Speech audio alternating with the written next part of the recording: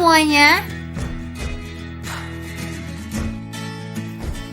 Tahukah kalian bahwa hari ini kita memasuki bab 7, yaitu mengenai teks biografi.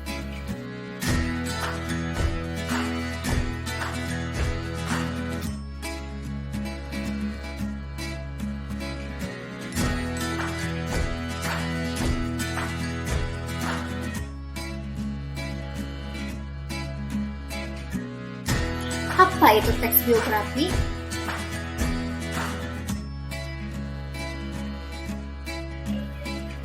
Teks biografi merupakan riwayat hidup seseorang yang ditulis oleh orang lain.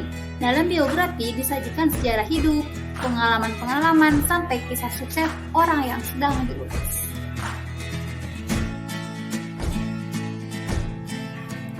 Nah, sekarang kalian sudah paham kan mengenai teks biografi?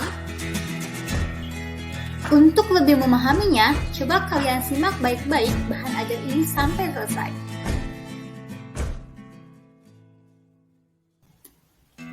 Nah, di sini kita akan mempelajari struktur teks biografi, pokok informasi, dan juga kaidah kebahasaan.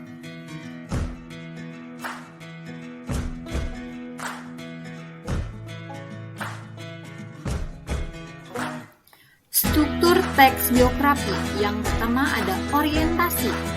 Berisi informasi mengenai latar belakang kisah atau peristiwa yang akan diceritakan selanjutnya untuk membantu pendengar atau pembaca. Informasi yang dimaksud berkenaan dengan ihwal siapa, kapan, di mana, dan bagaimana. Yang kedua ada kejadian penting atau important event, record of event.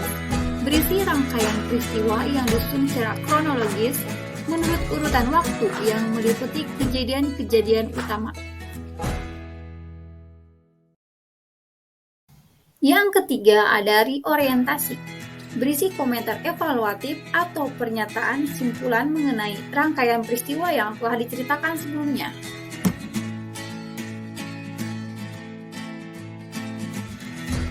Pokok-pokok informasi dalam teks biografi. Salah satu ciri teks naratif termasuk di dalamnya adalah biografi dan hikayat. Paragraf-paragraf di dalamnya ditulis secara naratif. Artinya, ide pokok paragraf dalam teks tersebut tidak terdapat dalam satu kalimat utama, tetapi menyebar dalam semua kalimat setiap paragrafnya. Oleh karena itu, untuk mengetahui informasi pokok dalam teks biografi, pembaca dituntut untuk benar-benar memahami isi teks tersebut.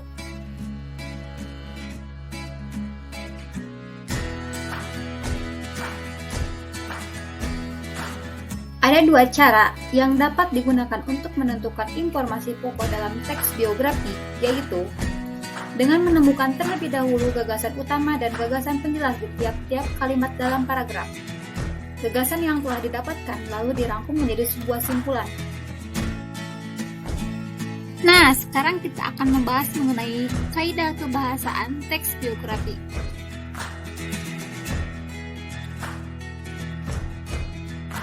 Kaidah kebahasaan teks biografi. Yang pertama, menggunakan kata ganti orang ketiga tunggal. Contohnya seperti ia, dia, atau beliau. Kata ganti digunakan secara bervariasi dengan penyebutan nama tokoh atau panggilan tokoh. Yang kedua, menggunakan kata kerja tindakan untuk menjelaskan peristiwa atau perbuatan fisik yang dilakukan oleh tokoh. Contohnya seperti belajar, membaca, berjalan. Yang ketiga, menggunakan kata deskriptif. Kata deskriptif ini untuk memberikan informasi secara rinci tentang sifat-sifat tokoh. Contohnya seperti jenius, rajin, dan ulet. Yang keempat, menggunakan kata pasif.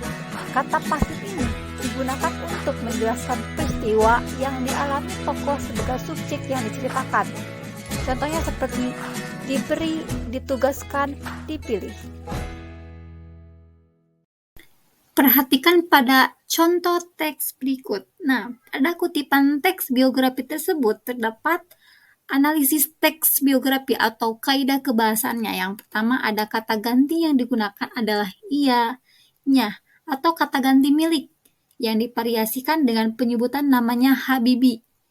Yang kedua, adanya kata kerja tindakan. Contohnya seperti berjalan, belajar, mengantri, mencuci. Dan selanjutnya menggunakan kata deskriptif atau contohnya keras, cepat. Dan selanjutnya menggunakan kata kerja pasif, diboyong. Dan selanjutnya kata kerja mental, menghemat. Dan kata sambung yang menyatakan hubungan waktu, yaitu pada. Nah, sekarang kalian sudah paham kan mengenai kaidah kebahasaan teks biografi?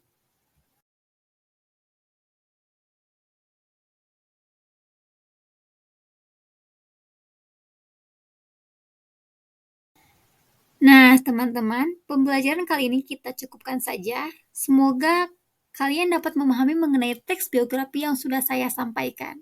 Sampai jumpa.